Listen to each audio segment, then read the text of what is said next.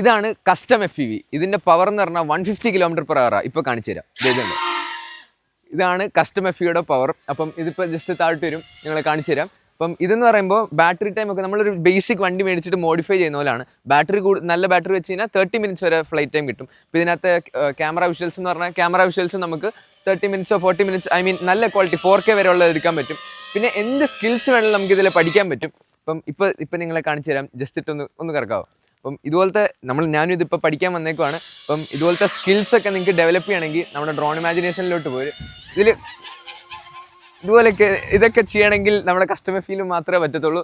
അപ്പം നമ്മൾ ഇത്ര സ്പീഡിൽ ചെയ്താലേ ഇതൊക്കെ കിട്ടത്തുള്ളൂ. കണ്ടോ നിങ്ങൾ ഇതേ കണ്ട സംഭവം കണ്ടോ, അമ്പ് പൊളി. അപ്പോൾ നമ്മുടെ ക്യാമറ സ്കാൻ പേജ് ഒന്ന് ഫോളോ ചെയ്താൽ നമ്മൾ കൊളാബ് ഇട്ടേക്കുന്ന പേജിലോട്ട് വിളിച്ചാൽ നിങ്ങൾക്ക് പഠിക്കാം, ബിൽഡ് ചെയ്യാം, ഇതുപോലത്തെ സ്കിൽസ് ഡെവലപ്പ് ചെയ്യാം. അപ്പോൾ ഇതൊക്കെ നല്ല പേ കിട്ടുന്ന ജോബ് ഓപ്പർച്യൂണിറ്റീസ് ഉള്ള ഒരു സ്കിൽ ഡെവലപ്മെൻ്റ് ആണ്. അപ്പോൾ എല്ലാവരും ഒന്ന് പഠിച്ചു വെച്ചോ. 18 വയസ്സ് കഴിഞ്ഞാൽ ലൈസൻസ് എടുക്കാം. ഞാൻ ഇപ്പോൾ ലൈസൻസ് ഒക്കെ എടുത്തു, അതിൻ്റെ കാര്യങ്ങളൊക്കെ നടന്നുകൊണ്ടിരിക്കുന്നു. ഇപ്പോൾ കുറച്ച് സ്കിൽസ് ഡെവലപ്മെൻറ്റിന് വേണ്ടി വന്നതാണ്.